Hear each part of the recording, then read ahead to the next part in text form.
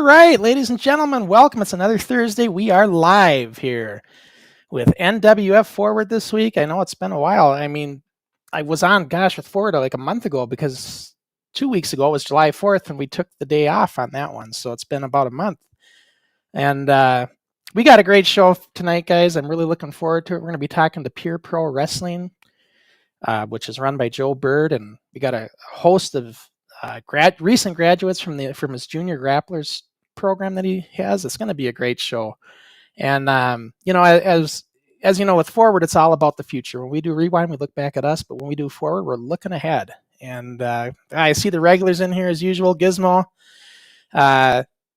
looking forward to it, and tell Dave we miss him. I know I'm always wondering if Dave's going to surprise us. I told Dave he's always welcome to join me on Forward, but one of these times he'll probably pop in. And King Coop, I haven't seen you again for a while. King, I hope that, you had a shoulder surgery. I don't know if you had the surgery, but you had a dislocated shoulder, I think. And I hope you're recovering well from that. But it's great to see you here. And like I said, it's going to be a great show. Last show we had Bodie Young Prodigy out of Future Stars of Wrestling in Las Vegas. Fascinating with him. He's got a great future.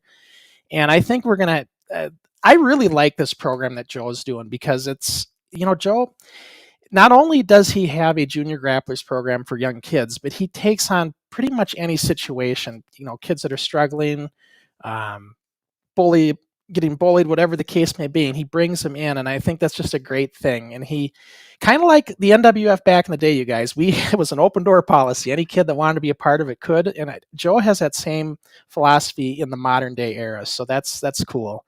And I'm really looking forward to learning all about it. So without any further ado, let's get into the show here. So what I'm going to do is I'm going to run a quick little promo to give you guys kind of a rundown of what he's doing there with Pure Pro Wrestling. So we're going to do that. And when I come out of this promo, I'll have Joe with me and we'll start from there. So let's take a look at this quick promo. My name is Joe Byrd, and I am the head coach and founder of Pure Pro Wrestling. Junior Grapplers is a very special program because kids ages 5 all the way up to 17 have an opportunity to get real professional wrestling training from qualified coaches in a safe environment. I'm Alexis, and I like the Junior Grapplers program because it does so much for us kids. It's opened up so many opportunities to get me in shape, have fun. This is like my favorite part of the week.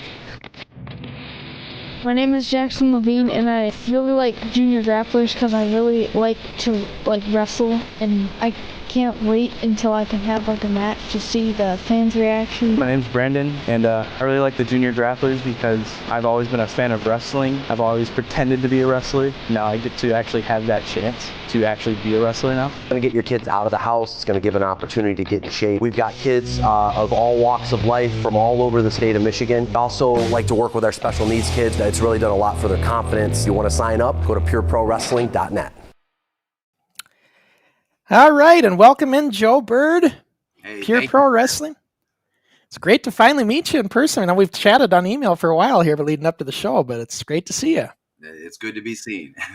Welcome in, man. It's like I said in my intro, Forward's all about looking at the future. That's what I wanted to do this podcast, and I've been, trying to introduce the world to what's happening at a local level in all the different areas with getting kids involved in wrestling at an early age. And you have a very good program, Junior Grapplers, that, 6 years now?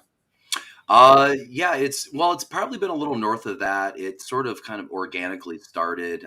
It started when we were in a kind of obscure North Hood Flint training center at an old church, and they had an old building that was used to be a community center, and they allowed us to do some things in there. And the condition was that I start doing some stuff with the kids. So it kind of started as like exercising a little bit of like actual wrestling, and then some pro wrestling, and then some boxing, and this and that. And because in the early days, I didn't think it was something that could be taught to kids. And if you talk to a lot of my peers, they'll say all kinds of terrible things about the program. They'll say all kinds of terrible things about kids being in the ring and all of this. Mm-hmm. And so I was, probably one of those detractors back then. But the more I showed, that initial group of kids, some of the wrestling side, the more they wanted to see it and do it. And what I found was that they were able to do it quite well. And obviously we don't have kids power bombing each other and things like that. even though they'd love to do it, I'm sure. But, we start them off with a lot of basic foundational wrestling. And later, what really kicked off was at Iceland Arenas, and that was about 6 years ago. And this group of guys that's on with us tonight, we're a big core part of us blowing that program open to the point where we had almost 50 kids pre-COVID. Well, that's incredible. Lot of kids that have come through, and you told me in the mention in the email to me that some of these they've gone on to do other things, correct? In the Yeah, independent circle. yeah, and that's what's so amazing is a lot of these guys did juniors for anywhere from 2 years up to I think 5 or 6 years, and everybody here is a good wrestler. A lot of them are doing independent dates. We have one that became the youngest champion in our company's history, who's doing main event matches with TV stars and that sort of thing. And we got another wrestler that's just went down to Ricky Morton's school and to Boogie Woogie Man's school and has their endorsements. And he's doing his first NWA tryout coming up. We got another young man who's getting ready to take a journey to Chicago and for school, and he's gonna hopefully break into the Chicago indie scene over there, make some calls for him. And then I got another guy over here who's been becoming a local actor, and he's been doing movies and all kinds of things. So it's amazing what these kids are capable of, and you see that potential when they're young, and just now that they're starting to realize it and become who they're meant to be, that's the best part of it. Oh yeah, that's incredible. When I first started doing these, my first interview was still on our Rewind show. I had Subforce Arnie out of the United Kingdom in Slam Wrestling, and they're starting kids out at like 6 and 7. And he's 9 years old now, but he's incredibly talented. He's got a huge YouTube following. He's monetized. Wow. He's doing superplexes. I mean, they're really we're way behind then. I mean, but they train every single. They used to train twice a week. Now I guess they train once a week. But they build up to it. It wasn't like they were doing that stuff right away, right? And every kid's at a different level too. Right. So, but I think it's too. But I think it's great. And like with that organization, they got those kids in front of people fairly quick. Yeah. Other organizations I've been talking to, like Northern Ireland Professional Wrestling, they don't bring them into the front of a crowd right away. They just have them keep training. So every organization is a little different. But the fact that you guys, and yourself included, are taking on kids at an early age, I think is a good thing. Well, and not only that, but they get to perform. These guys, it's funny because I'll have 17, 18-year-old kids working with grown men, and I'll be like, hey, just listen to Drake or listen to Tank. Listen to Raleigh. They've got 200 matches under their belt. Like they have a lot more experience than you. They know what they're doing. And you see the guys' eyes get wide, and like it's hard, it's kind of hard to wrap your mind around that. But they do. They get a lot of experience, and I think that's one of the best parts about it. Yeah, I mean that's awesome. And like I've always said, you guys, I'm not going to trade what I went through because we learned a lot. But what they have today, to be able to go into a program like Joe has, and to be able to, for kids to be able to learn it correctly with the complication that it is today, wrestling is not what it was in old school days. Right. It's a different element now. So to be able to have good, proper guidance and training, I think is a good thing. So it's awesome. If this would have been around when I was, because my viewers all ask me, what would you have done? Would you have done what you did, or would you go into a program like they have what Joe has? And I say, that's a tough question to answer, knowing what I went through. But initially, if I didn't do it, I mean, I was looking for this kind of thing. It didn't exist, right? Yeah, and that's just it. It doesn't exist in very many places in the United States. And I think it was interesting that you brought up that a lot of the past guests that you've had have been from Europe. And see, I'm not reinventing the wheel. And I think it's pretty common knowledge if you're in the wrestling industry or been in that world, that kids start young in Europe, they start young in Mexico, they start young in Asia. And so I'm not doing anything that's out of the ordinary. And I couldn't even, I mean, I've had so many detractors through this program. You're going to get some of these kids hurt. Listen, I coach baseball, football, wrestling, basketball, all at a youth level. And I see far more injuries in those sports than I've ever seen in a well-trained group of junior grapplers. Sure. We don't have a lot of major injuries. I can't even tell you, like, I think maybe the tank sitting on here had a stinger one time. That was probably the worst we've ever seen. And, but we have a really good track record for injury prevention because the education is based around like your health and taking care of yourself, stretching and exercising and doing that type of thing. Yeah, and that's just it. I mean, you're going to get that. People are going to come along, and I don't know what it is with professional wrestling, but it just has a magnet to certain people that want to say you're going to get hurt, and maybe it has to do with the '90s backyard craziness that happened. Yeah. But the fact of the matter is, they start kids in karate at a young age. Golden Gloves boxing starts at a young age, and the reason they start at young ages is because something happens when you're a teenager, when you hit adolescence. Girls, guitars, and rock and roll. There's distractions. So you start early so you get the fundamentals and the commitment so that you can carry through those adolescent years. That's one of the reasons karate starts at 6 years old, So, and I think it's a good thing, because if you aren't doing what you're doing, then what the kids are going to do is they're going to find their way into some of these backyard leagues that still exist today. Yeah. Which isn't necessarily the best way to go about it. Yeah, it's a good way to get hurt. In my opinion, anyway. Yeah, it's a good way to get hurt. It really is. Yeah, I always recommend it. And it's interesting too, because as far as I know, and I looked far and wide around the U.S., and I didn't see any other programs of its kind when mine started. And I have noticed an uptick, and I'm starting to see other wrestling schools offer youth programs.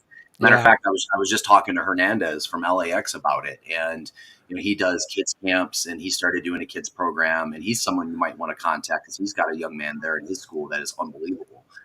So he sees the value in it. So I think it's amazing for kids because it helps build confidence.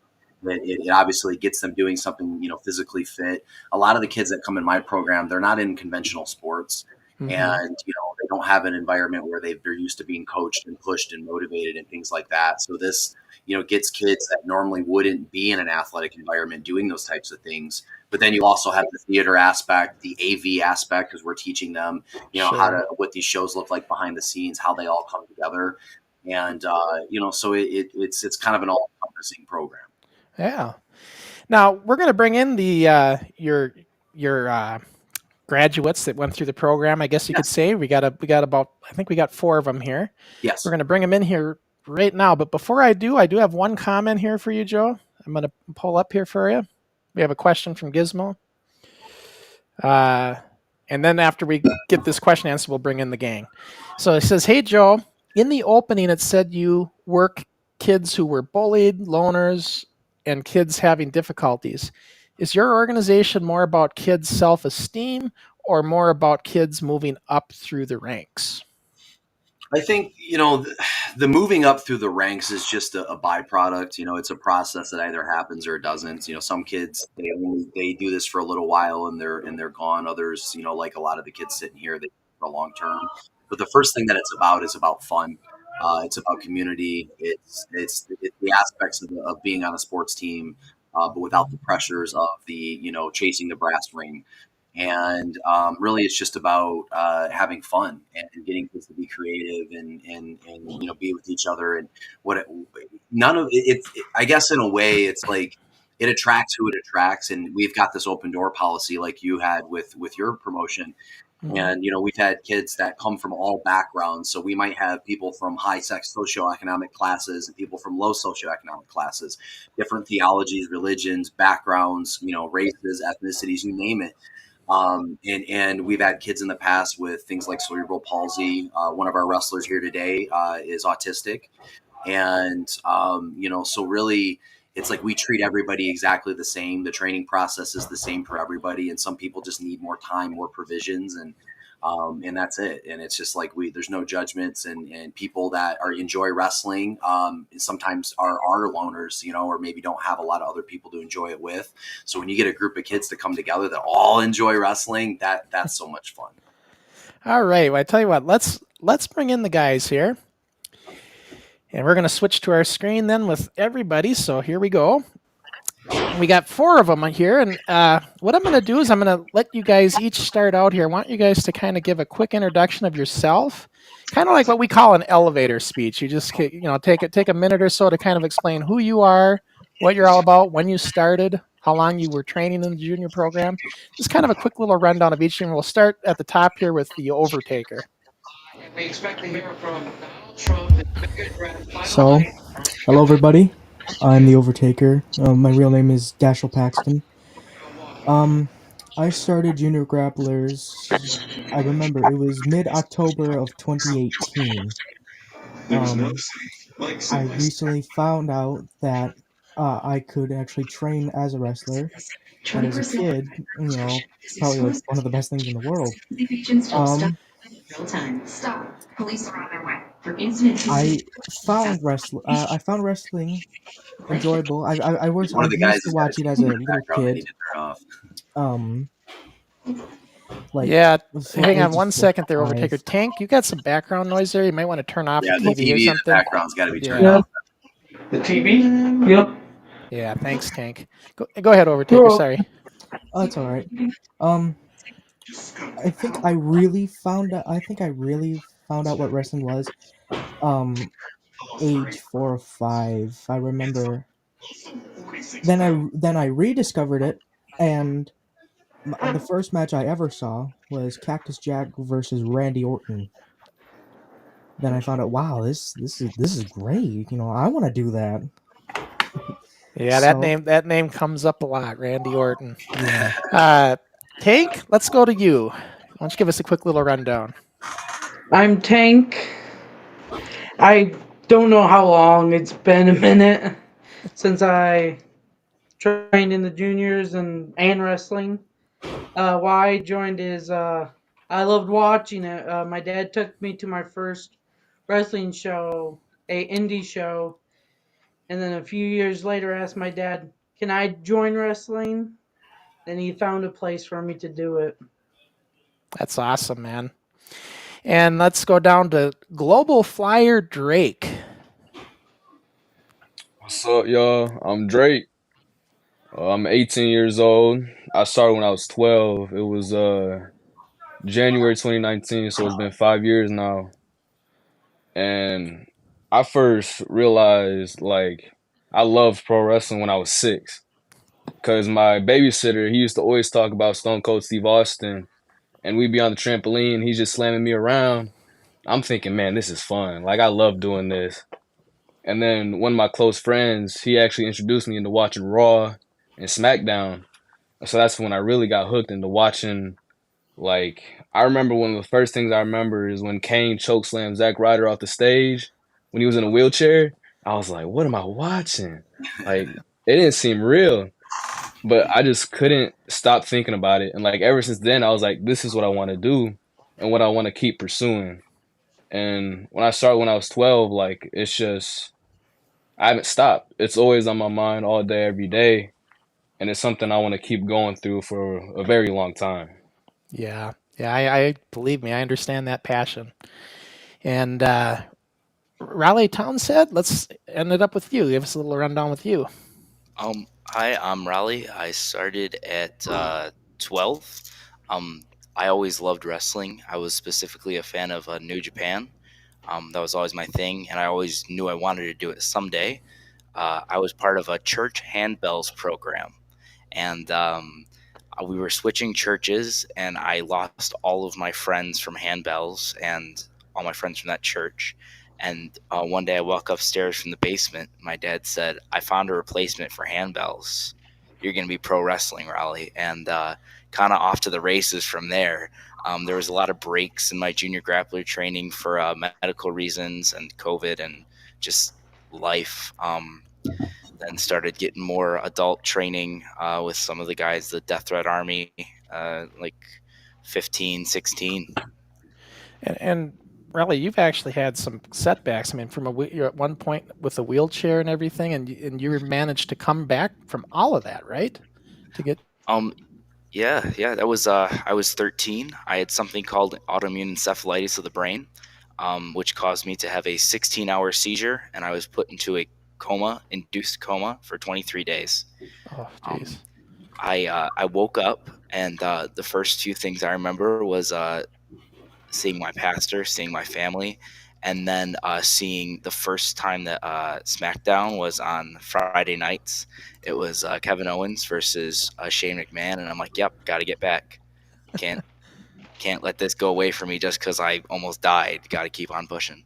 That's incredible, So the incredible moment I was off story blood there. thinners, I was off blood thinners for 2 weeks, and I got right back in the ring with Joe, and he was like, "Buddy, you should not be in here." And I'm like, "No, you're gonna listen to me. I'm gonna wrestle. I'm gonna wrestle." So Well, that's just it. That's all you young men have learned is it's all about the passion and the desire to want to do this.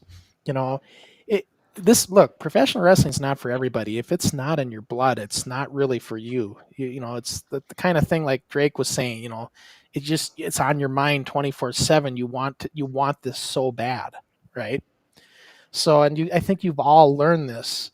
And the fact that you've been able to, here's the advantage all four of you have. You've been able to start training at an early age. You have an advantage over a lot of guys. And so that just puts you ahead of the curve. I think that's a good thing, Joe. Yeah, I do too. And we did a good job of, taking care of them physically. I would always tell them and much to their chagrin, they would really get upset with me because I wouldn't let them, take a lot of big bumps and a lot of things they wanted to learn and probably could have done. I wouldn't let them do because, their skeletons and spines are still developing, their bones are still growing, and I don't want to get in the way of that. And so safety's always been a big thing. So with that being said, when you're not doing a lot of big impact moves, you're focusing on character work. You're focusing on making the holds count, making the moments in between matter more. And so one of the interesting things about watching the juniors and the guys that came out of juniors is that they do so much better character work and storytelling than a lot of the adults do. And most people that are in the wrestling world, if you're a wrestler, one of the first things that people ask you is like, "Hey, what moves do you do, brother?" And that, and these guys their first question will be, "What's your character? What's your gimmick? Okay, how can we get that over?" And I think that's what is a missing piece for a lot of pro wrestlers out there trying to make it nowadays, is they're so focused on mood sets and athleticism, and they don't understand that it's like, it's irrelevant what your move is. You got to have a character that connects. And if you don't have that, then you don't have anything. And these guys have been taught that from day one. So they're really good entertainers. And just watching them develop over the years, especially knowing, some of the struggles that some of them had coming into it. I know like Tank is a great example. Tank being autistic, he had a really rough go at high school. And there was things that he was struggling with academically, and then all of a sudden he's able to remember an entire 15-minute match with 5 other junior grapplers in it. Incredibly difficult things that even adults can't do. Sure. And so like I could see it helping him outside of school, outside of wrestling. Raleigh, this gave him some motivation to push through all these terrible days and nights where he's on all these medications and having to go to physical therapy and getting poked, prodded, and this and that. And in the OverTaker, this I think unlocked a secret talent that he didn't know he had we all knew he had it. He's hilarious and really good at talking on the fly and off the cuff, and he's a total comedian at heart. And now he's starting to get into acting in his local community. I think this was a springboard for that. And Drake is somebody who literally lives and breathes this stuff, and it's been amazing watching him develop, and at 16 and 17 being able to hang with like TV stars and have legitimate main event matches and things like that. So I can't say enough good things about these guys, and they're all good young men. Like, they're good people. They're all from different backgrounds and had different upbringings, but they come from good homes and good families. And they've all graduated high school. They've got plans for their future, backup plans if wrestling doesn't work out. Raleigh's going to Concordia here in Chicago. I know Drake. Are you looking into like an apprenticeship program or something like that? And Dash is over there kicking butt, doing movies, and it's just so cool. And Tank's getting ready to do an NWA tryout. Like, how cool is Tank could be the first like signed autistic superstar in wrestling, if he makes this. And he's in a tag team tournament at Ricky Morton's school down there. So that's incredible, and as far as I'm concerned, anyone that's ever said anything bad about what we do, it's like the proof is in the young men and women that are coming, out of this program. It's funny you mentioned in all of that about, a lot of guys look at their move set or their spot. Back in the day, we used to call them spot monkeys. There were guys that only were concerned about their moment in the match, and they didn't really care about the match other than getting their prime spot, right? Yeah. And as you kids probably have learned from Joe, and I'm sure, and I shouldn't call you kids, you're young men, um, that it's not about you as much as it's about the match, making that match work, really selling for your opponent in the ring. Back in the day when I was working with Eddie Sharkey, it was all about, I didn't really care about me. I just wanted to make sure that my match was good, But a lot of the guys, and you're going to find this even to this day, they think they're going to springboard themselves into the WWE now. And so they're really just trying to look out for themselves, and they don't look at the match in general. But the bottom line is, if you sell, general philosophy, I'm going to try to make you look good, you make me look good. Then we have a match that everybody remembers. And if you have that mindset, that's what people remember. That's, those other matches with the spot monkeys, we call them spot monkeys. I don't know if that's still a thing. But those guys, they forget those matches, right? So, and I'm a lot sure, of spots. right. No, and it's cool too, because how many 14, 15-year-old kids can call an entire match on the fly, or hand them a microphone and do a promo, on the spot, and these guys can do that kind of stuff. So it's really amazing to watch to watch and see. I'd be interested to kind of to get their thoughts though. I sometimes as coach, you do more talking than you do listening, and so it'd be nice to kind of hear what their experiences are with the program, and just their thoughts on me and just that kind of stuff. I'm sure that was probably in your line of questioning, but yeah, absolutely. In fact, I don't get all of these guys together very often, very much these days. So let's get started with that. So one of my questions I have is injuries. It happens in wrestling. Have any of you, like, what's been the worst injury you've come across so far since you started, for each of you, if you've had any injuries, that is? Who wants to start? All right, Overtaker. Yeah. I remember one time it was during a training session. Hannah, who is an amazing coach, not Hannah, I forget, Alexis. I'm sorry, I get names mixed up. Alexis was teaching us how to, get eliminated, or just like fall out of the ring through the ropes. And I was doing that, and my left leg, gets caught on the ring, and it scrapes the ring very hard, and and I got a huge knot on my leg. It was really bad. It was where my shin was, and I would say that was my worst injury. Okay, and let's go to Tank. How about you? I have had 2 stingers in the neck from not getting up all the way in a move or taking a move wrong. Yeah, stingers are the worst, and then it's scary because you don't, anytime you start messing with somebody's neck, it's the reason the WWE banned the traditional pile driver, right? Well, and he didn't get those in any of the junior classes either. That was, as he was doing his adult training and that sort of thing too. So, but you'd be surprised. He's a big dude that he can move, he can bump. It's awesome. It's something to watch, The modern day Jerry Blackwell, huh? He's scary when he runs. It's very scary. Especially when he cannonballs you. Holy moly. So let's go to Drake, then. Drake, any injuries? Man, not really. Only Knock when I on wood. overwork myself. Yeah, for real. Like, if I'm at practice, if I'm in a match, if I'm working out, that's the only time when I'll get injured, is when I overwork myself. But probably the worst is, I had a match a while ago against James Alexander, a great veteran in Pure Pro. And it was our first match. We went like 25, 30 minutes.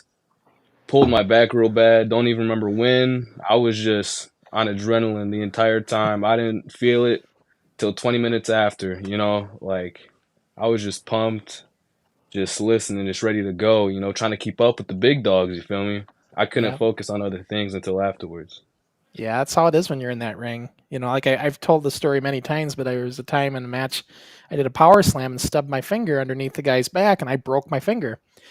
But you Fun. can't stop, right? You got to keep rolling with the match, and it's like, yeah, it hurt, and of course, it hurts a lot more once you get out of that ring and that adrenaline wears down.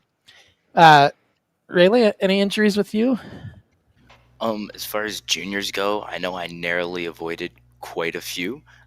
There's some times where it's like, oh, almost hit my head. But for juniors, I was pretty good. But once I started getting the adult classes, I had a really complex understanding of like technical moves. So Joe would have me help teach, and I was helping teach Oklahoma rolls.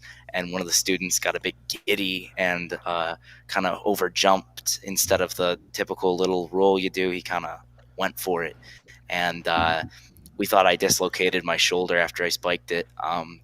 And I continued to wrestle on it. I did the Junior Grappler step ladder match. I did a bunch of other matches, all on this broken shoulder. Then 4 months later, after wrestling on it for long enough, I heard it in jiu-jitsu and realized it was broken in 2 places and torn in 3. Yeah, he didn't tell me any of this, by the way. Yeah, no, I mean, because Joe, he knew I stick out. Yeah. Joe, have you ever been concerned about injuries? And I'm sure you have a general liability coverage, but Well, of course, yeah, I mean, and that's just it. Especially with the junior classes, we're so much slower and more careful about the process. And then any of the bigger stuff that these guys have done, it's when they're older teenagers, they're in the adult classes, they're ready for it, and I wouldn't have them doing anything that they wouldn't be ready for. sure. And do you use crash mat pads for the young kids when they first start? Oh yeah, definitely. Yeah. Especially with everything we do is you're doing it on the pad first, and then when you have the confidence in the technique, and then we take the pad away and go from there. And a lot of the first things we do are the rolls, the rope running. We'll do face plants as the first bump they'll learn, because that's a relatively easy one and it's safe. And there's a lot of arsenal that is available on face plants and things like that. And then we focus a lot on technical wrestling, a lot of holds, a lot of counter holds, and a lot of like gimmick work, things like test of strength scenarios, how to do ref distractions, just all kinds of different things like that. Because, as it's like less is more. You don't need a ton of things to make a great wrestling match. Sure. And if if you know a handful of things and then you put it into the right context of a story, then you can get away with having a great match. And we do it all the time. We have guests in our shows all the time, like principals when we do our school shows, and gym coaches and stuff like that. And we teach them, a couple things and rehearse it, and the crowd goes crazy. So it's like, and I'm not undermining, the whole process, of course, but it's just, we're very thorough, and safety is always a major priority. Sure. And let me just get caught up in some of our comments, guys, because I've been kind of talking away here, and I'm going to bring in some of these comments. Now, Jeff Dinsmore, I see is in the house. He's one of our NWF alumni from back in the day, and he just says, comment from him, he says, "You guys are awesome. Joe, you took a lot of kids, a great wrestler, instead of taking out on the streets." So in other words, giving them a proper place, which is awesome. And especially Raleigh, he was on a one-way ticket. And he went on to say, this is phenomenal. And then King Coop, he's one of our regulars. He says, this is great right here, to help people the way you have, especially those with autism and more. As someone who suffers from Asperger's, I can relate. So, yeah. And I that's the one thing I, noticed with you right away, Joe, watching that promo video and everything, that, yeah, you do give, and you take on basically anybody who comes through the door, right? No matter what. We had a young man named Ben, and for about 2 or 3 years he was with us, and he had CP, and so he had where his legs were kind of inverted, and he was a lot of the basic movements he was never able to do, but like we were seeing posture corrections. We were seeing strength and balance and coordination in places that he had never had before. He got really strong. He got really physically fit. He had a bunch of confidence, and he had a group of friends that he could be himself around and that sort of thing. And he ended up getting really serious into band and stuff in high school. And so he kind of chose that over wrestling. And I think as he got older, he got a little frustrated with some of the limitations he had.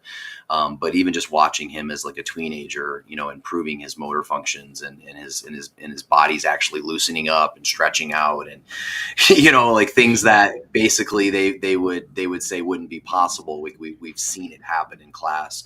I've watched a lot of young men, and even some of the adults, lose 50 pounds, 100 pounds.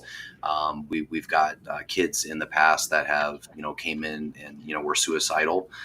We're dealing with depression, anxiety, abuse victims, things like that. And of course, we don't, the kids don't share that with each other, but as coaches, you start to develop a relationship with the kids, and they start to talk about things that's going on, and finding out like how much you're actually helping people just by having a class like that. That's pretty incredible. And then it's like once you start to have that relationship with kids, it's like you start checking on them. You find out what their day-to-day looks like, and if they're having trouble at school, you're getting on them, and just all of it, just like you would any other sports team. And I think that's kind of one of the unique aspects of what we have here. Sure.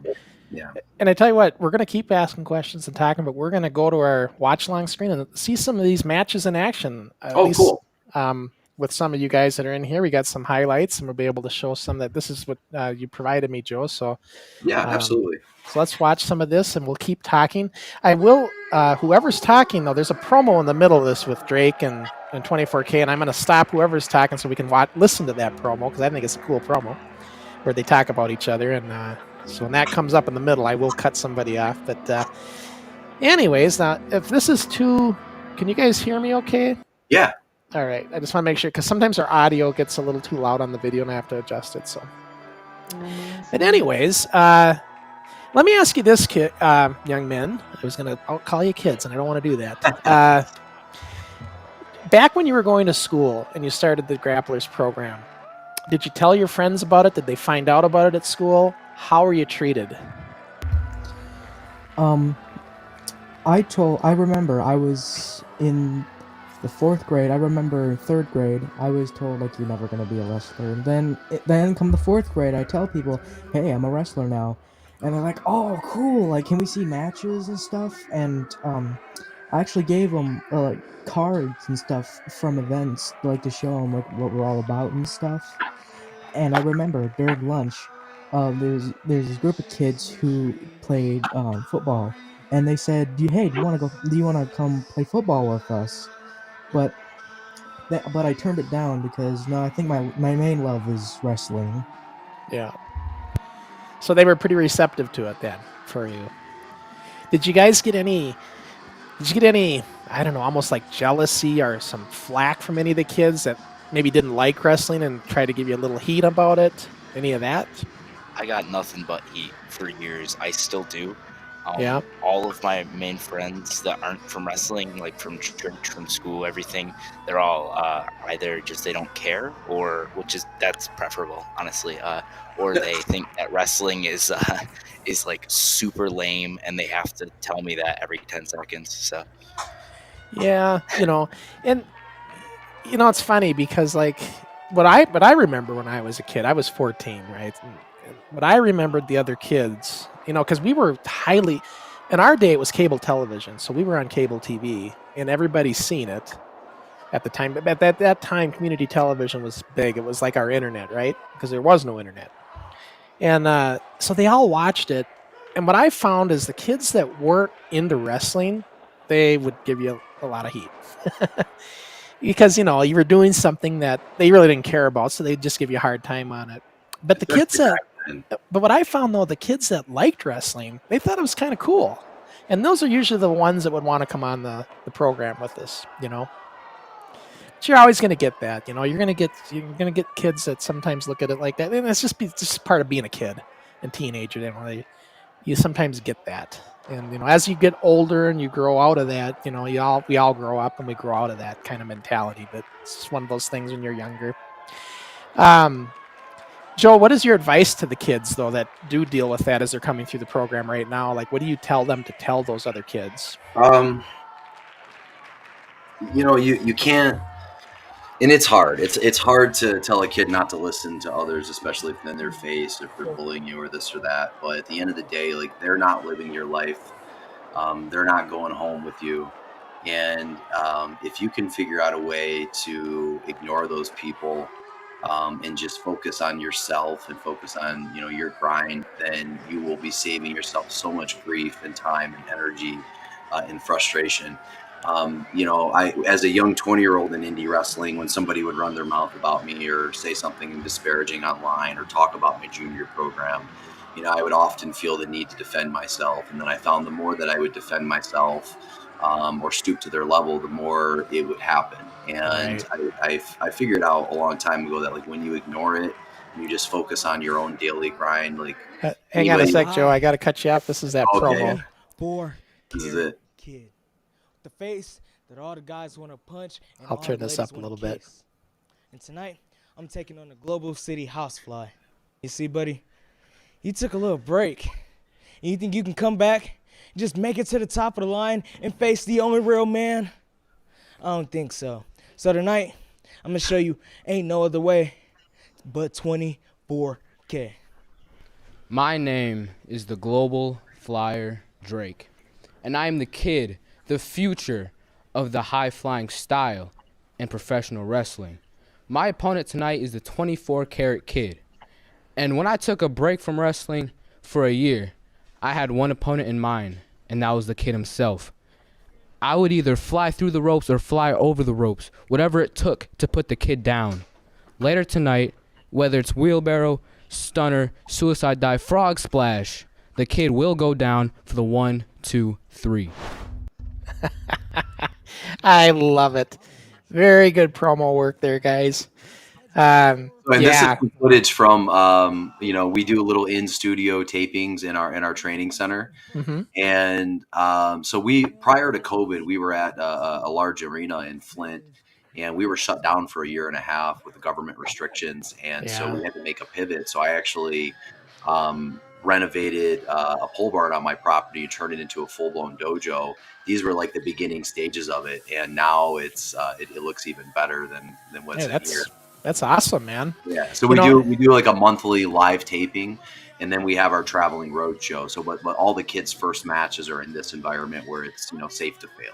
Yeah, you're doing the same thing Northern Ireland Professional Wrestling's doing. They have the same pretty much deal, where they have their house shows, I guess you could say, in these training facilities, and then they'll go out and do their big shows around the area. So, yeah. Now I was going to ask you guys, do you have like junior matches, like as a preliminary match from the from the kids in the program, or do you wait till they kind of go through the whole program before they have a match? It's done in kind of two ways. So we do it in seasons. So like we have a 6, 8, 10, 12-week program. And at the end of that, everybody gets to do a performance, right? So we'll pre-rehearse, we'll go out, and it's nothing. We're not asking to do WrestleMania, so it's a very simple performance. They all get to do something and have a good time. Mm-hmm. The kids that really stick with the program and that are year-round and they develop, those are the kids that we will give actual time slots to, where they're performing and representing the Junior Grappler program, and a lot of times they will be on pre-show stuff. But often their matches are so good that we put them on the main card. That's awesome. So you have them like kind of integrated right in with your program then. 100%. Yeah. And they offer something unique. Like it's kind of crazy because we'll have some really good cards and some very reputable wrestlers and TV stars and stuff. And the kids matches offer something a little unique, and we find that the fans absolutely love them. And even when we do have like inexperienced guys out there in the preliminary matches, they're very, supportive and forgiving. But then when they see somebody like Drake go out and wrestle Raleigh at 15, or Tang go out and wrestle Overtaker, and they put on like a really good match, like people go crazy, and it's always added to the shows. Sure. Matter of fact, we called it a mud show. It kind of was. We got booked at like a little festival that wasn't, it was kind of unprofessional environment, but we did our job anyway. And in the Junior Grapplers, it was the end of their season, and these were all brand new kids. Like their battle royal was the best match on the card. So you did like a battle royal with them? Yeah, we did that. That was their first one. Everyone had a little part, and of course, it was under the bottom rope, or Sure. depending on who it was, because we have different ages. I mean, we have some kids that are 6, 7, 8. We have other kids that are like 14, 15. So Yeah. and they all work together. That's what's cool is you have young kids working with older kids. So that's a really unique environment where how cool is that to have like an older friend, when you're 8-year-old and you're like got a cool 12-year-old like Drake or Tank that's your buddy. You know what I mean? We used to, back when we did the battle royals were so fun. It was like a king of the hill in the wrestling ring. Yeah. And we used to take the littler guys, because we had our heavyweight and lightweight, even though we were all lightweights. But our littler guys, we'd always grab them by the arms, and they would be kicking the guys, right? So you try to do just different things you could do in the battle royal to make it interesting. But I just and you see good pacing here. I mean, these are kids. Yeah. At this age, and like really good pacing. They're not rushing. It's very technically fluid. And these are all, things that a lot of professionals, even after they're, 3, 4, 5 years in the business, they're still struggling with footwork. They're still struggling with pace and structure. And these guys understand that, One of the things I remember, we had a 20 by 20 ring initially. And it was our first real ring we got. And when I went with Eddie Sharkey, he had a 16 by 16. And I was so used to the 20 by 20 that when I went into the 16 by 16, timing issues and everything, I noticed it. Do you guys are you working in different size rings where you have that kind of situation? We have 16s, and I actually, I mean, a little bit of it's by necessity because we have venues that are small and large and all different sizes, so it's nice to have a smaller ring that can accommodate different venues. But ultimately, I've found that I've worked in all levels of rings. But when you start them out in a smaller ring, and even a 14 footer 14s is not bad because it really reinforces ring positioning. There's no margin for error, being off on anything, and so they get this amazing timing and ring positioning. So when they get into an 18 or 20 foot ring, it's a cakewalk. Right, because they're going in the right direction, and it's the same thing Northern Ireland does. They train in a small ring, just like you said. Yep. For that foot, just for the timing and everything of their moves, so they can get everything in the center of the ring. Yeah. So it's that's a good point. I got a comment here. I'm going to bring in from Amy Link, and she says, "So my son was 12 when he joined, and he was on ADHD medication, and within 1 year of doing this, he was off all of his meds. Now he is 16 and still doing it and loving it. Wrestling saved his life." I was actually hoping her son was going to be on. Logan, he's another young man. So this is a mother and son that are training together. Really? And so so she's in the adult league. She's in the adult classes. She's actually done some performances. She goes under the name Full Time Mom. It's a really fun gimmick. Comes out with a bag of groceries and a baby on her arm, and hold my kid, hold my groceries. I got some butt to kick kind of thing. I love it. And she really wanted to just have something fun to do and be there with her son. And what's cool is that's not the only situation. We've had father and son tag teams. We've had father and sons training together, father and daughters. Throughout the years, and Logan's an incredible, and actually that's the first time I'm hearing this, so I'm kind of a little emotional. I didn't know that part about the ADHD medication. So that's awesome. That's amazing. He's a great kid too, and he's a really good wrestler. He's coming along. So well, he's always welcome to come on as well with us. You send him our way, and we'll get him on this here. Guy in the gold huggies, we used to call it. We'd get huggy chants. Those two are guys you definitely want to interview. Yeah, because like I said, I have shows to fill, so I'm more than welcome, and that goes for all you guys here. You're welcome to come back and Well, you should get Amy and Logan on because they could talk about mother son training.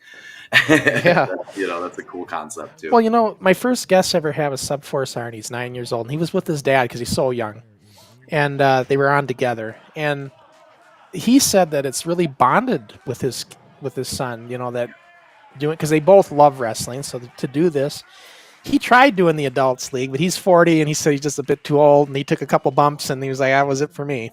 Well, I could speak to that too. I mean, so Dash, you know, you and your dad, you know, how many years rolling to shows together? His dad became a big part of our crew in production, but also still, you know, consults behind the scenes, helps with. He runs our web program, our web page, and you know, and things like that. He actually organized our first ever like parents group. Raleigh's father, you know, John has been very heavily involved with the program. He's helped us even get some extra gigs and has been a huge supporter. I've become, you know, good friends with Dash's father, with Raleigh's father, John. Tank, his father, Kurt, is incredibly supportive. He's sending out resumes, making phone calls, you know, really hustling for his son. And, you know, he makes his merchandise and just, you know, he's always there, you know, advocating but doing it in a you know, in a way that where it's not like the overzealous sports dad. You know, he's a really good guy. Him and I have become good friends. You know, and Drake, his father, Mike, same thing. You know, we become good friends, and I think I've watched all of their relationships and bonding, traveling together in shows, and like they make entire weekend trips out of these things and stuff like that. And that's we just watched Drake get the win over 24K. Now, how long ago was this match, Drake?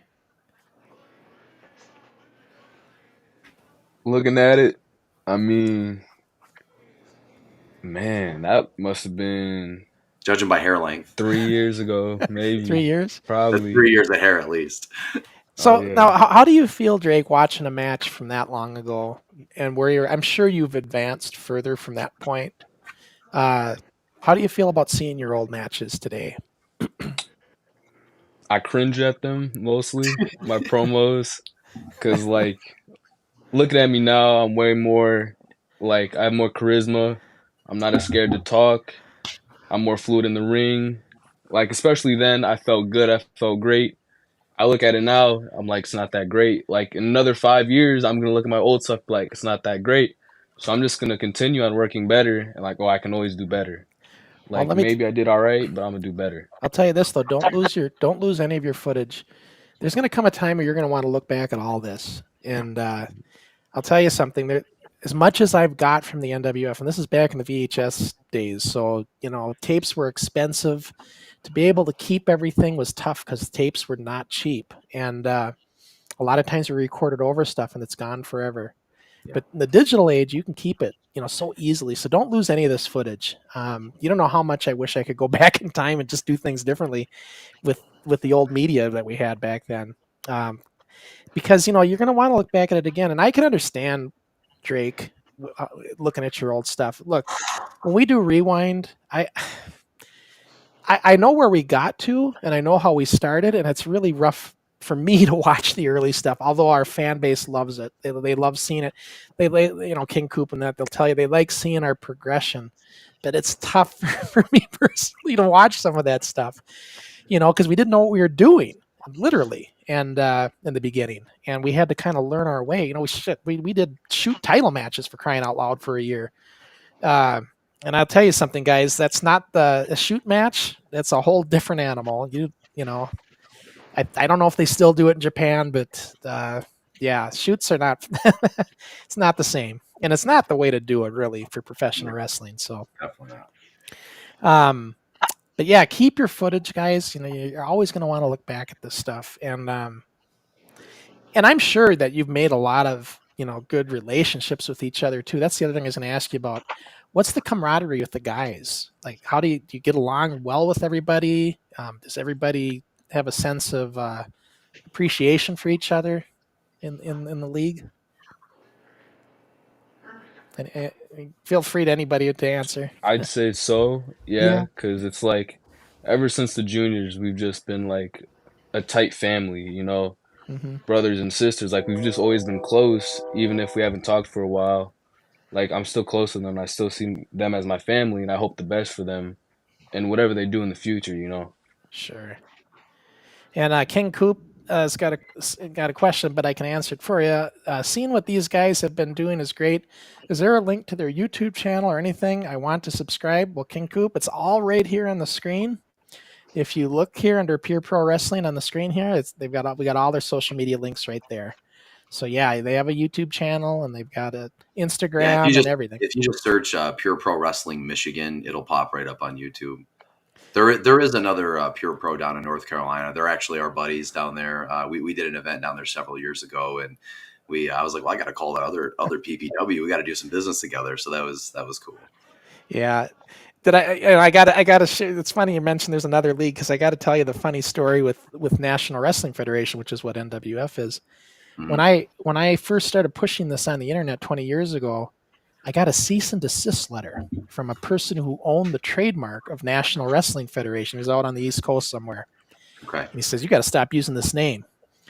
And I didn't know what to do. And long story short, I looked into it, and it turns out if you can prove that you used the name prior to their copyright or trademark, Mhm. then you can overturn it. Yeah. So I basically just replied to him and said, "Hey, look, I can prove," and I gave him some evidence when I replied. I said, I used this name first, and if you want, I can go ahead and challenge your trademark and get it overturned.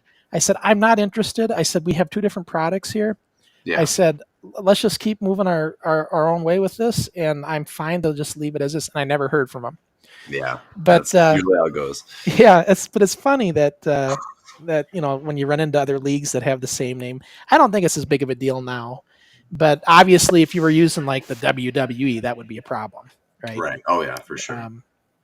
But yeah, so it's interesting. I heard a story on a kayfabe with Keaton. He was talking about they used to do these matches in Ireland where they would mimic the WWE characters. They called them like tribute shows, and they got there's some of the indies that do that too. yeah, and they got cease and desist from the WWE obviously for doing that. It wasn't them; it was some other league over there that was doing that at one time.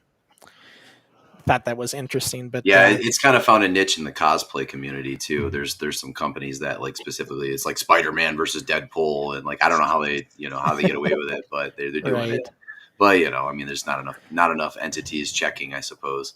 So let me ask you this, guys. Do you guys have some other indie feds in the area that you guys have worked with besides Pure Pro Wrestling? I know that I think it's Tank that's went off and done some other things like with Ricky Morton and Jimmy Valiant and all that. But like for the rest of you guys, have you went and ventured off to any maybe next door to Illinois or any other maybe other leagues in Michigan even? Is there? I don't know if there's other indie feds in the area, but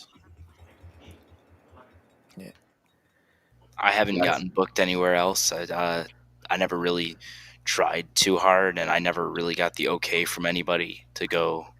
But I did do when I was 12 a show in North Carolina for Firestar Pro Wrestling under Joe's overseeing. That was it's pretty crazy to go like all those states away, that whole ride, and then like that was just a shock. I got to see some like really cool people and really great show, and there was a lot of fun. Another junior went down with me, Repentless. That's a throwback name Yeah, right I there. remember Repentless. I'm sorry for interrupting, but yeah, that just gave me a whole lot of flashbacks. Yeah, and Me too. I don't think like at this point before recently, like now I'm 18 and I'm going to be moving to Chicago, so I'm going to have to, figure out some wrestling there, but I haven't had really a need to go anywhere else. Pure Pro Wrestling really has what I want, which is a family friendly environment. Where I can kind of be a bit of a goofball, and it's like it's okay. I don't have to smash people with light tubes. I can just be a technical wrestler. I can tell people to look up and smack them in the face. It's like a good place. Speaking of smashing with light tubes, what's your all opinion on backyard wrestling? With the crazy antics that it had in the '90s. The hardcore edge. It's stupid. It's funny. It's hilarious. Yeah. But mainly stupid. Yeah. It makes sense to me. Like I get where you're coming from, but there's a lot of irresponsibility. I'm really big on technical wrestling and really big on like fundamental moves. Like I mean, my number one move is probably an atomic drop. Like I do them in every single match because everybody stays safe and like the crowd gets it. Like you don't need to go through a table to make people pop. You can like I don't know have a thumb wrestling match. I seriously saw that like on a PPW show. It was my first show actually. There was a thumb wrestling match and it got over bigger than anything else. Like, you don't need to hurt yourself to Yeah. put on a good show. It's a good point. But what I'm fascinated with all you young men now is that, having this opportunity to start training at a young age and really get it down correct in the beginning, you're bypassing so many years. Like, I'm looking back at our own history and how we had to teach ourselves in the beginning. In old school, you can get away with that, but even then, you don't know everything. I remember when we finally did our first Armory card, and we drew like 350 fans. It was crazy, but we caught the attention of Eddie Sharkey, who was a legendary trainer and promoter, and he wanted to meet us. And so here, I'm 16 years old, and I thought I knew everything at the time. And he invited me to his training camp and everything. And you talk about being humbled and just an eye opener to see that experience for the first time when you thought you knew it. So for you guys to be able to learn this out of the gate, right? You've just fast forward. So that's why this show is called Fast Forward, right? You've went ahead so far and gotten so much experience, and then you're going to enter the regular world of wrestling, if those of you choose to, with a lot of experience under your belt. Good experience, That's awesome. I really think that's a good thing. Tank, why don't you talk a little bit about your NWA thing coming up? So I've been training with School Morton. And I've been watching a lot of wrestling on TV and stuff. And I like how they're more old school. And I've always liked Dusty Rhodes and all them. I decided, why not try? I've been doing this for a long time. And I actually had one before.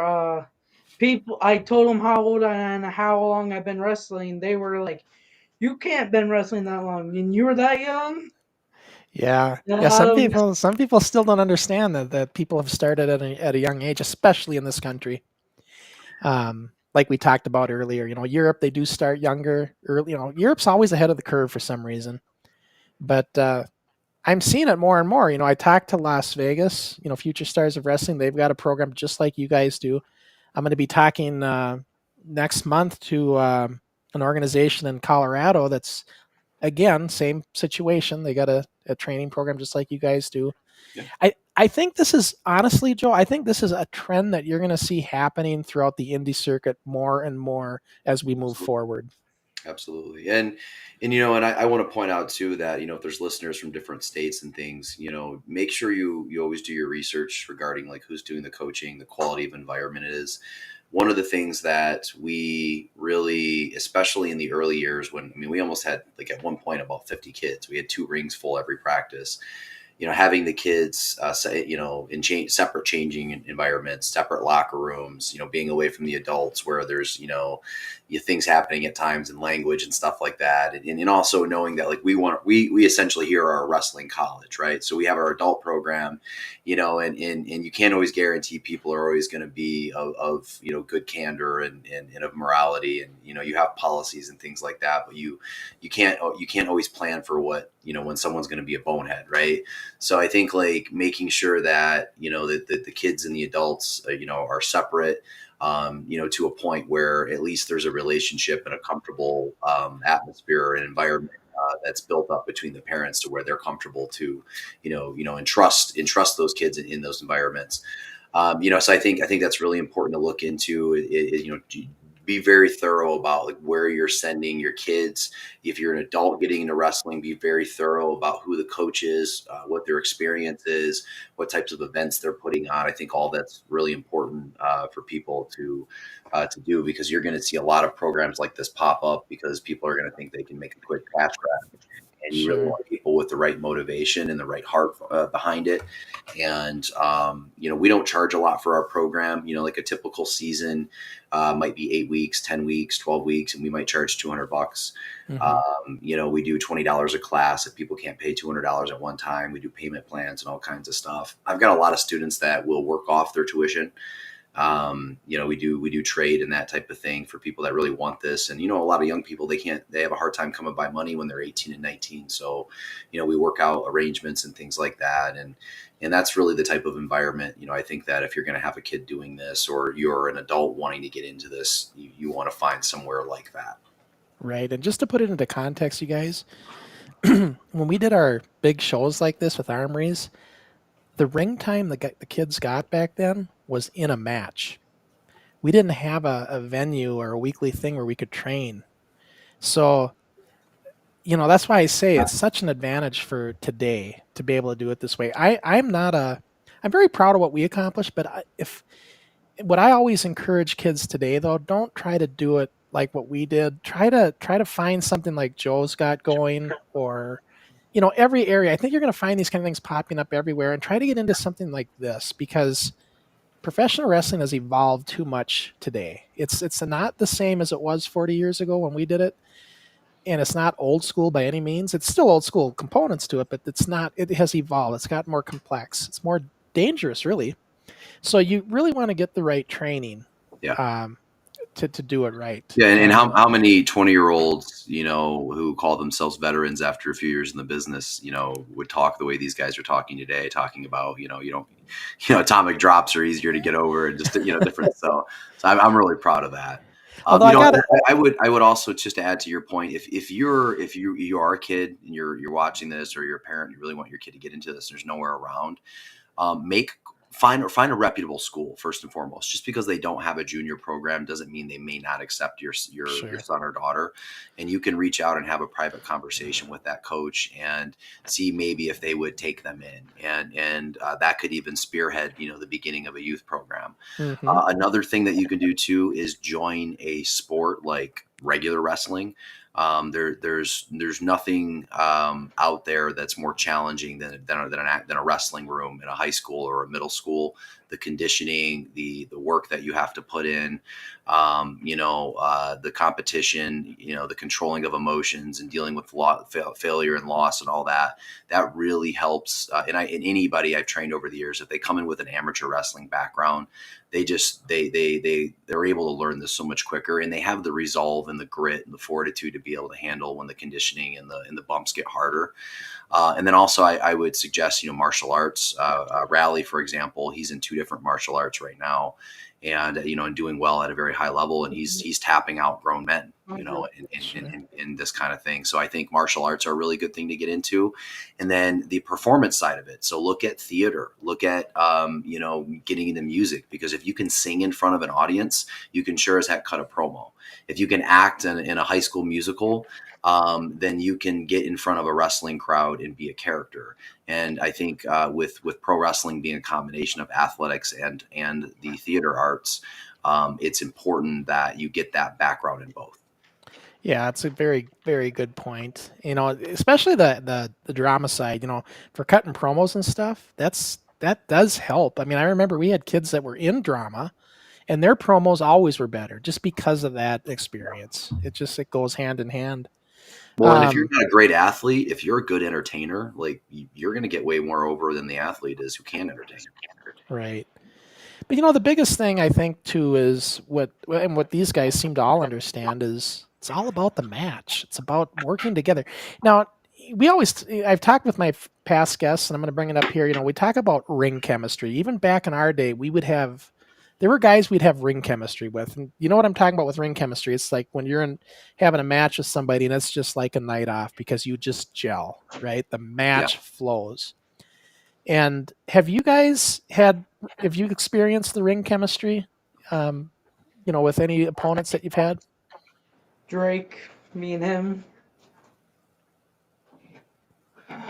Where it's like what they call it a night off, right? Because it's easy, because you just have it down. You can just work the match in the ring, right? And it's super easy, and you trust each other mainly. What about you, Dash? Who do you feel like you had your ring chemistry best with? Oh, man, I think number one would have to be 24K Kid, because he sells the crowd so well, and both of us do, and we can both get ourselves over easily, and I feel like I'm gonna go with him. Raleigh, you're about to say the same thing, aren't you? At first, one of another old timey name, Riot. You know Yep. that he was my first big opponent. We just kind of like clicked on being just wrestling nerds. And then I saw Drake his first week of practice doing rolls better than I'd seen the adults do, and I'm like, okay, I hate this guy because he's too good. Um, no, actually, like right away, we started working together. Head scissors, her karanas at the age of 12, completely safe, kind of, and uh, immediately just loved working Drake. And as far as character work, no offense, Drake, but I mean, doesn't get any better than 24K. My first match against him, I convinced him to do a dance battle against me. Um, he wore pants resembling like MC Hammer's hammer pants, so we played that angle, and the crowd ate it up. Two 12-year-olds just dance battling our hearts out. That's probably this was almost 6 years ago. Still probably my favorite match I ever had, just for that reason. So good. That's awesome, man. And so speaking of babyface and heels, have you all experienced being a face and a heel, or have you only been a face, or have you only been a heel? And what do you prefer? I prefer being a heel because when you're a heel, you can do anything and get away with it. Very true. It's very true. Yeah, I remember as Overtaker, I was mostly a babyface, but this is a more recent character because back when I was, first wrestling, I used to experiment with many other characters, and I came up with this rich character named Dash Cash, and he was a heel. Yep, yeah. Yeah, And I was a he heel. tried to pay people off. I remember that. That was Yeah, I remember that. Yeah. But Overtaker, Yeah. you make a good point. The thing with the heel, it's easy. It's much, as you probably all know, it's much easier to be a heel than a face. Only because a heel, it's easy. You can insult the crowd. There's very easy to get the boos. But it's with being a face, they have to like you. And if your heel's not doing a good job getting over as a heel, sometimes they don't always like you. So it's not being a face is a little more harder, especially when you go into an area that they've never seen you before, or they don't know your character. you know. Uh, but yeah, and I'll tell you too. I don't know if you ever had this. I remember one time I had a match where I got booed, and I'm the face, and I got booed. When you get booed when you're supposed to be the face, it really messes with you guys. That happened to Drake for the first time ever a couple of weeks ago. That was the first time he ever got booed anywhere. Yeah, Like, I'd say unintended. it's a psychological thing. It kind of like messes with you just enough to annoy you. And of course, you don't want to let them know because they're just going to boo you more, if it's bothering you. So, but yeah, it happens. But yeah, so I mean, now I'm going to ask, because we're getting towards the end of the show. Let me ask you this: where do you guys see yourselves 10 years from now? Do you see yourself still doing this, still pursuing this? I see myself a NWA champion. Boom.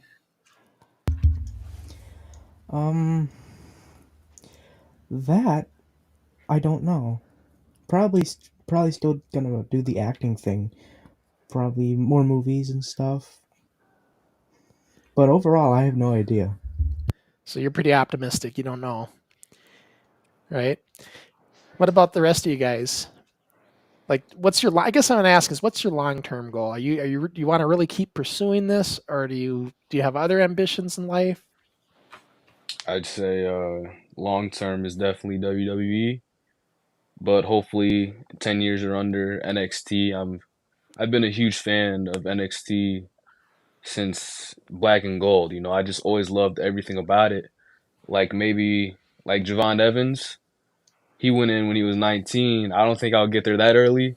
But like if I can still get in there really young, like it'd just be crazy. And I know I just have to keep working for it harder and harder every day, just get one step closer to the opportunity. Sure. Raleigh got to wrestle him when he was a young man, when he went down to North Carolina. Never on a show. We wrestled backstage. We never got a match together. Still salty about that. Yep. But And there's a match. There's a match with me when that kid was like, I don't know, 13 or 14 online too, before he got signed. Yeah, that kid's something else. And I see a lot of Drake in that guy, or vice versa, however you say it.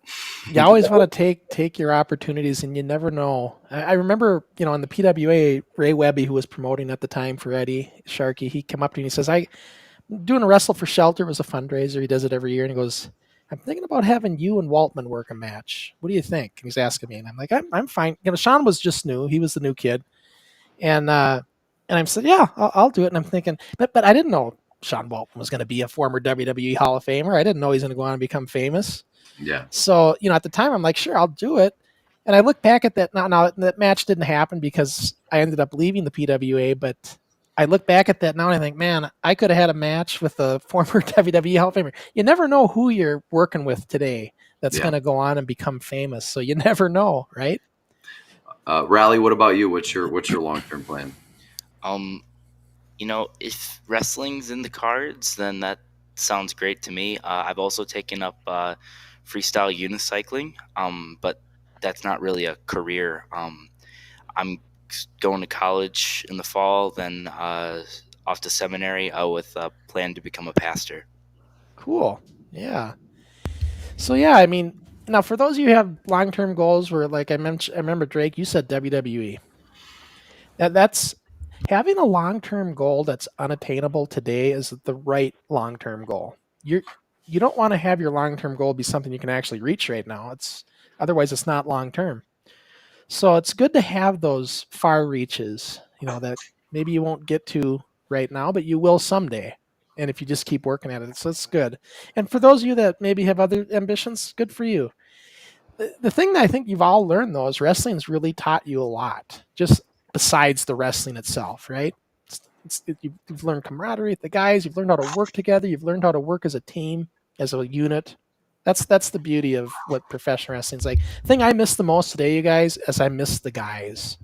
So if I was with you guys, I miss you guys, right? And that's what you're going to find as you go through all this. That's the one thing you'll miss more than anything, than the cheers, as a face.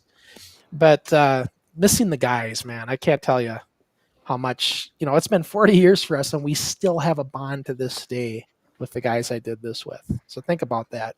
All the relationships you're making. It goes by fast. It goes by so, it's these guys graduating high school and stuff this year. It makes you feel real old. I gave you a lot of pictures of them when they were younger, and you look at them now and you hear their voices. It's kind of surreal, seeing them turn into young men and things like that. So it goes fast, guys. Enjoy it. Absolutely enjoy it. And Joe mentioned he wanted to hear what you guys had to say about him, so I'm going to throw a question out there.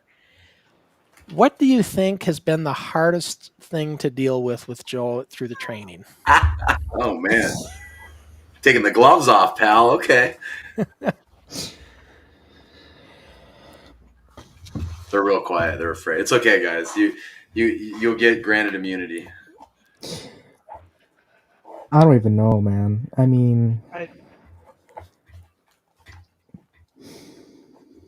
don't know. Right now I just can't think of any. I'm trying to really hard. I'm going to go straight in for the kill, Joe. Okay. Get it. You're too kind. That's what it is. No, being younger, I always one thing it's been frustrating. It's not really that much with Joe. He seems to understand, but like trying to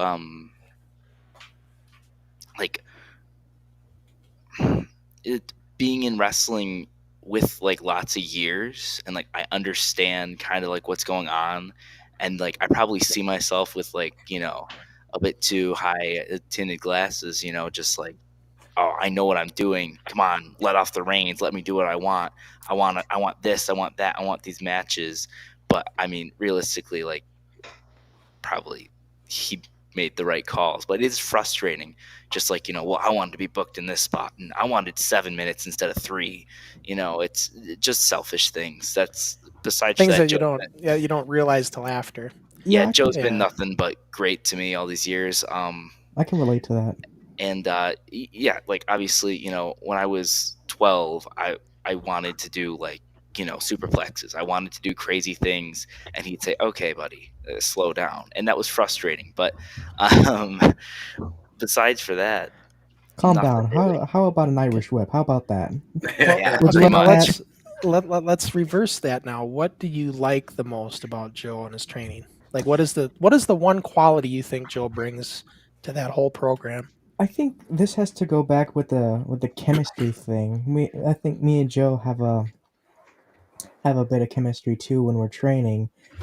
Um, and also Tank, you and I have a bit of chemistry too. Yeah, you two had the match that we watched in that preview, correct? hmm Yep. And like what Drake said, it was kind of a little cringe to see my past self wrestling. Definitely does feel weird seeing my past self wrestling. What else do you guys have to say about Joe as far as what do you think his best quality is for the program? um, he's a great counselor. He's very good at consoling people. That's good quality. Having the juniors program, I wouldn't be here if Just the wasn't. support of it, There was having the one. support of him to have the program. Sure. Mm-hmm. Now, I haven't heard from you guys on the bottom here, especially you, Drake. I haven't heard you on either one of these questions. Man, like I don't even know. Like he's just. I'm glad that this is the coach I ended up with, honestly, and like he's just very understanding. Like I separate my personal, my wrestling life most of the time, and Joe would always be that bridge. They'd be like, "It's okay if you need to take a break. Like I understand." And he'd be the only person that like really understand my personal life. That I'd only like feel like he respect that trust, you know. Sure. That's good. That's a good quality there. Um, I I really I can't thank him enough for I was, as I said earlier, I was very sick. And he like had the whole promotion. Everybody was praying for me and just really rallying around me. Took me into the ring with Silas Young, announced my return to the company, and had me on commentary. They commissioned me a specialized belt to my gimmick. It is really just kind of like another support system holding my hand through a really tough time in life, and it's continued. I currently still battle with epilepsy, and I know if I have a seizure, I can tell Joe like, hey, I like my brain needs to reset, I can't really handle this, and he will right away like change whatever needs to be changed to fix it. Like I used to wrestle with a helmet too, and he said, okay, yep, wrestle with your helmet, and let's work every single move we can that doesn't involve your head at all. Like anything that changed in my life, he just managed to like work me in no matter what. And I'm just really grateful for that. That's awesome, guys. Awesome to hear all that. Joe, I'm sure, you know, it's got to be a testament to you for what you've done here. I mean, creating this program, giving these kids this opportunity. I mean, you're to be commended for what you've done here. I appreciate that. I have a hard time hearing things like that. I get emotional, and hearing compliments and things like that's a little bit awkward to me. I'm used to I'm used to handling the heat better. Well, So I tell you what, I do appreciate the kind words. In coaching, I can say that there's a lot of times, students will break your heart as much as they keep it together.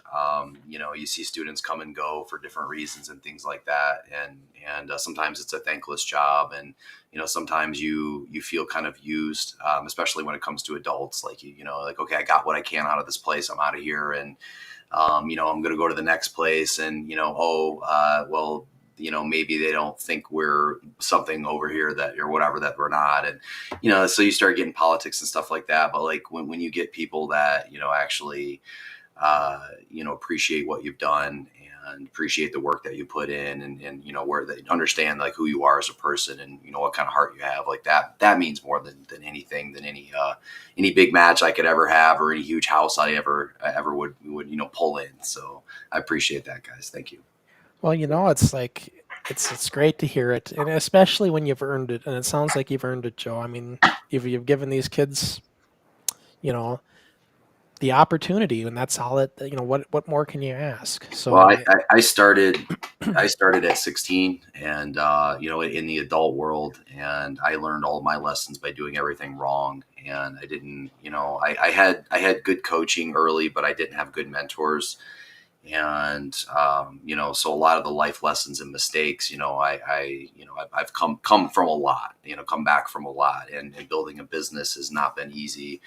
I'm almost 20 years into building pure pro wrestling, and I'm proud to say that it's the only thing that that pays the bills and supports my family and things like that. And at one time, I was barely able to support myself at all. So sure. Junior grapplers have been a big part of being able to have a stable life and enjoy professional wrestling instead of having to be behind a desk making money for somebody else and being miserable. And had I not had a great junior program and had guys like this come to it and be great students, I would be in a much different life situation too. So I'm very grateful for our junior grapplers, and I feel like they're the the spine and heart and soul of our program. And anybody that's come out of here, whether they stick with wrestling or not, they've always they're always good kids and have good heads on their shoulders. And I'm just happy to be able to be a part of that in whatever way it can be. And it's it sounds like it's a win-win here. It's good Yeah. for you. It's good for them. So, guys, we're gonna wrap this up. I just got to go over a couple things here quick. As you know, on every other Sunday, I do another podcast that I host for Wrestling Revolution Keaton, and I'm just going to show you guys what we're going to do on that show that's coming up next. It'll be Sunday, July 21st, and it's going to be the entertainer Chris Mercer from Northern Ireland Professional Wrestling. We're going to look forward to joining Wrestling Revolution Keaton and talking with this young guy and learn all about him. That'll be Sunday.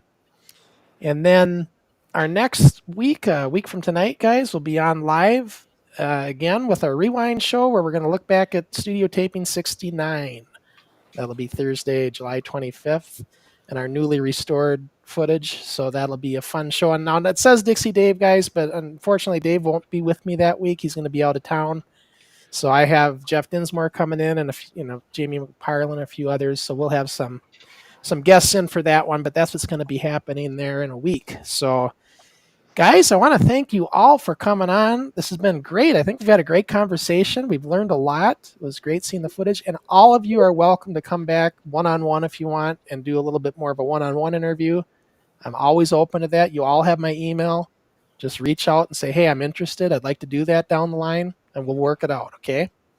And that goes for the 24K as well. I don't want to leave him out either. He's certainly welcome to come in as well, and we'll get. I'd like to see Logan and Amy get on here too with them. Yeah, that sounds really interesting. A mother and son, right? Oh yeah, and it's funny when he gets a chance to give her heat. He just he unloads, man. It's funny. Yeah, that sounds great. I'm open to that as well. So, and Joe, you can forward them my information if they want to get a hold of me because I don't have their emails, but I'd be certainly open to that. Like I said, Forward's all about. I kind of want to focus on you guys, and if you guys do come in, try to have some matches or whatever that you can link to me or whatever, get to me because I like to do the watch-alongs like we did, and maybe go over 2 or 3 year matches, whatever ones you like. That's kind of what we do on Forward, and we just kind of focus on. If it's a one-on-one, we're going to focus on you and your journey and what it's all been, right? And that's my whole point of this show, to let the people know what it's. It's the reason I do this, you guys, is because for us, what we did back in the day, even though we started differently, we self-trained. You guys got proper training. The one element that's the same is the passion we had for wrestling. You have it, and we had it. And that part of it is the same. So for us to look back at, to look at you guys today, it's just like a flashback. I can relate. I personally can relate to you guys because I was there at a young age, and I know what you're talking about when you talk about what it's like when you started. So it's very cool for me to see this today. And that's why I do this show. So I hope you guys enjoyed coming on. It was great having you. And I wish the best for all of you guys in the future as you go forward. And same with you, Joe, with the whole program. You're all welcome to come back again, and I hope you do. So It's been great. Well, hopefully next time we talk, we'll have a Junior Grappler TV show to work on. We've been talking about it for years, and I think we're finally in a position to be able to do it. So that'd be nice to be able to air that on here. So are you talking about like something they'd have like on a YouTube channel or yeah, because we have a lot of Junior Grappler footage in the can. We have our weekly show called Top Rope TV, which is typically our adult programs. But yeah, it would be nice to start featuring the juniors and maybe some flashbacks of showing a young Drake versus a new Drake, and the same with Raleigh and everything. Tank, I think that would be pretty cool. So yeah, no, that would be awesome. I'm happy to send you footage, and we've got all kinds of great stuff with all these guys from when they're younger, and then even current matches from now. Yep. So. And Joe, maybe in a future show too, we can have you come back with some of your current students that are maybe going through the program for the last couple of years and kind of get their perspective as they're still in the junior program, right? Yeah, absolutely. Yeah.